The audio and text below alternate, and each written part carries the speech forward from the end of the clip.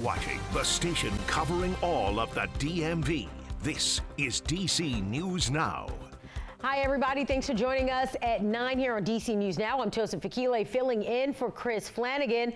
You're looking right outside at this moment. We're going to take you outside to the White House. A clear night tonight.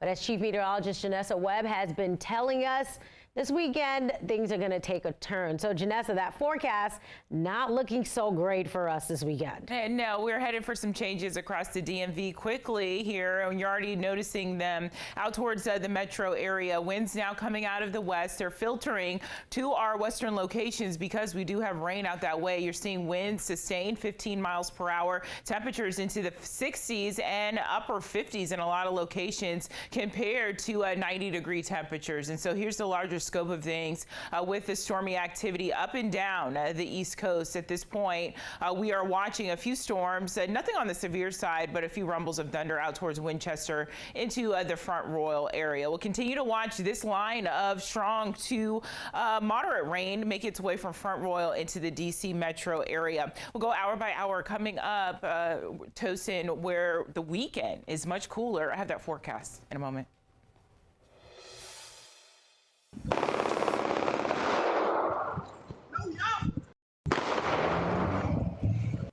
And terrifying moments caught on camera, a barrage of bullets when flying near Dunbar High School in Northwest DC. A bullet shattering a classroom window, grazing a 17-year-old student. It happened at about 10 a.m. on Kirby Street Northwest, and that is where we find our Marielle Carbone. She joins us live. And Marielle, thankfully, that student that was hit is expected to be okay. Yeah, physically okay, Tosin, but students and neighbors in this area still shaken up after that shooting today. I want to show you the aftermath still from all those bullets. You can see this car here, the back window shot out, shattered out, the glass still laying here. Neighbors telling me that it's really hard just to feel safe in this neighborhood after all of this today. A barrage of gunfire outside a DC school today.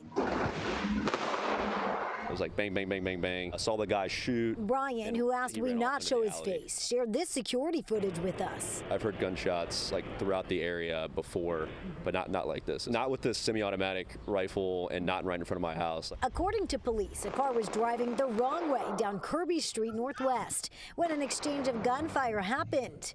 And bullets smashing through this car window, plus multiple windows at Dunbar High School. One bullet even grazing a 17-year-old student inside the building. It happened around 10 a.m. during the early hours of the school day. Police say the student will be okay.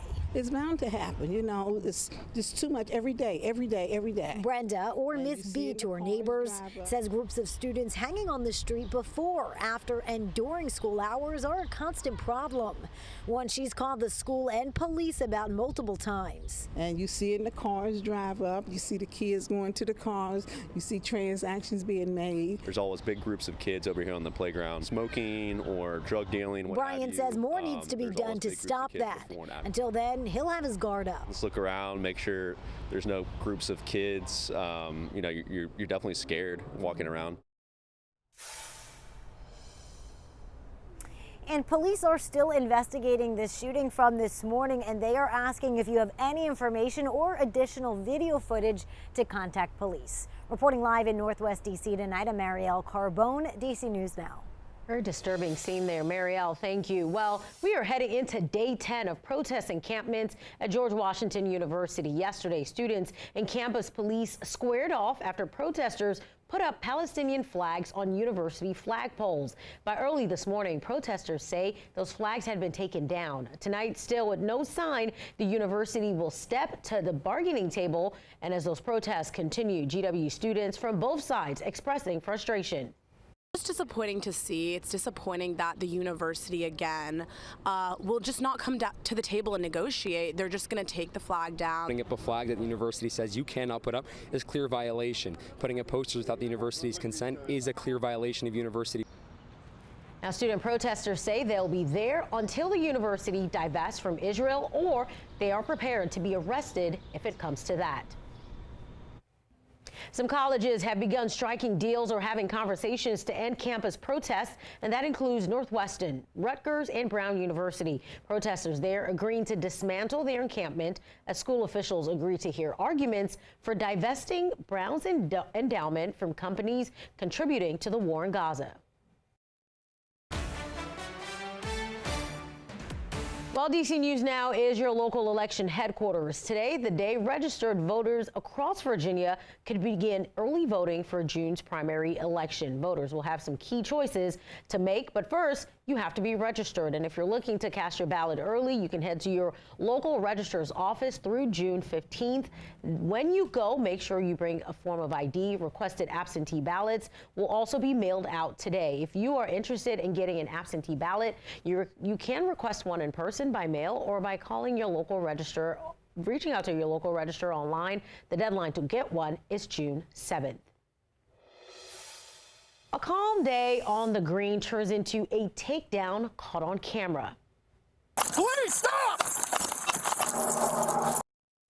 Police in Fairfax County just releasing this police body camera video. They say officers chased down an armed man after he broke into a home and tried to get away. The man armed at the time of the takedown. Luckily, no one was seriously hurt. Police in Wheaton searching for a man who broke into a home while the owner was sleeping. It happened back in April, but the video just being released now in hopes someone can help investigators. Police say a man broke into the home, stole several items, and left before the other homeowner came home for the night and saw the damages. If you have any information, call Crime Solvers from Montgomery County. Well, nearly a month after bomb threats to his bar and home, the owner of Freddy's Beach Bar, a popular gay bar in Arlington, says he's determined to not let the hate go unrivaled. Now, tomorrow, he's countering the threats with a love fest, and support is coming from all over. Our Northern Virginia reporter, Max Marcilla, joins us live outside of Freddy's in Crystal City. Max, how did this event come together? When we first talked with Freddie Lutz a few weeks ago, he said he didn't exactly know what he was going to do, but wanted to do something to thank the police that kept him and his patrons safe, thank the businesses that supported them, and show the LGBTQ+ community that the DMV has its back. So he finally came up with the idea, and that's why tomorrow morning there is a love fest here at Freddy's Beach Bar. The signs are out, the flyers are printed, and maybe most importantly, let the sunshine in. Freddie Lutz has picked out his outfit. This was last month, the Drag Time Story Hour, an event designed for kids, but delayed by a bomb threat. Police quickly came and found nothing, but that's not where this story ends. How can we make lemonade out of a lemon, you know, and turn it around and make something positive that's going to help the kids in the future? Lutz is preparing to host hundreds for a Love Fest, an event at his bar where they'll raise money for local LGBTQ+ organizations. But he says it's about more than that. Just to show love and compassion and support the gay community and their children. There's a lot more love. There are more people who want to support you than tear you down. Jason Elliott, 2017's Mr. Freddy's, is one of many patrons singing the praises of this bar, highlighting its importance in this community to his community. There's a whole lot more than just flamingos and Barbies on the wall. A bar that celebrates history, hoping to shape it, all while having some fun and spreading a simple message. All we are saying is give peace a chance. And right now, it's not just a Friday night, it's also Miss Freddy's pageant. So Freddie Lutz said that the first couple of hours of today, the next couple hours of tomorrow, it's going to be very busy. As far as safety, because that is very important, Arlington County Police telling us tonight that they are conducting extra checks and have been in touch with management and Freddie here at the Beach Bar. Reporting live in Arlington, Max Marcella, DC News Now. All right, Max, good to see. Thank you for that update. Well, the forecast is forcing tomorrow's running of the Chihuahuas at the Wharf to be postponed. The event is now scheduled for Sunday, May 19th. The races feature more than 150 Chihuahuas. Now, there's not only races to look forward to, beer gardens, live music, and a giant inflatable Chihuahua for those photo ops. And the 85th Annual Flower Mart Festival will go on. It's happening at the National Cathedral through Saturday. The springtime event features live music, dancing, and lots of flowers and plants for sale. This year's theme is In Bloom to celebrate the power of plants. People who come to be reminded how simply beautiful these grounds are. Beauty and flowers and green spaces and quiet places and places to reflect. Now, proceeds from the market help support the National Cathedral's gardens and grounds. And it is a very busy weekend in D.C. Some other events going on. Adams Morgan Porch Fest is happening tomorrow from 2 p.m. to 6. Porches, patios, and parks on 18th Street will become a stage for 80-plus bands of all genres. The Anacostia River Festival also happening. The festival celebrates its 10th anniversary this year. There'll be lots of free activities, including fishing, and gear will be provided. That is happening tomorrow from 1 to 5 p.m. at Anacostia Park. And the Smithsonian Craft Show, that runs through Sunday at the National Building Museum. $20 admission gets you access to dozens of artists showcasing and selling all types of works, including ceramics, glass, and jewelry. And then on Sunday, it is Cinco de Mayo, if you didn't know, and there's lots going on in D.C., Maryland, and Virginia. Starting up in Northeast D.C., Bryant Street Market is holding celebrations all weekend. That includes a block party Saturday and a piñata making class on Sunday. La Katrina Bar and Lounge in Bethesda is having free Cinco de Mayo party. That's on Sunday. Then in Virginia, Alexandria Beer Garden is offering specials all weekend. You can swing by the bar for $5 margaritas or $3 tacos. And you can get all the dates and times of all these events, plus links to the tickets and even more happening around the DMV this weekend. You can see that on DCNewsNow.com.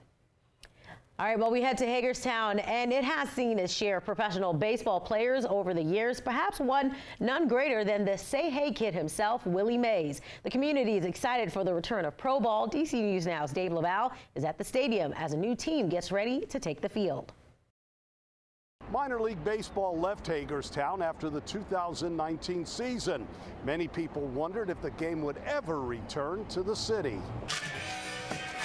A new era of professional baseball in Hagerstown starts this weekend. All right, start making that turn. Moving in continues at Meritus Park.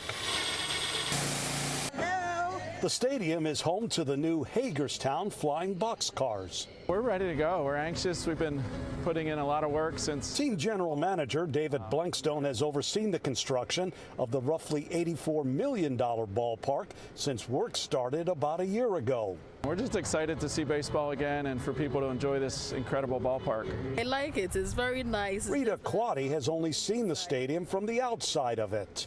I think it's all good and all nice. So far, so good. Meritus Park can hold 4,000 fans, but not all the seats will be filled for the Boxcars home opener. We will be season ticket holders only for our first home stand. Blankstone says there's still work to be done before the stadium opens to any fan. Plus, there's another reason. To be able to train our employees so our fans have the best fan and game experience possible. Beautiful park today, huh? The team had a backup plan in case their stadium was not ready for their inaugural season in the Atlantic League of Professional Baseball. We had the ability to use the stadium down in Frederick if we needed it. But enough work has been done for the Flying Boxcars to take the field on their field.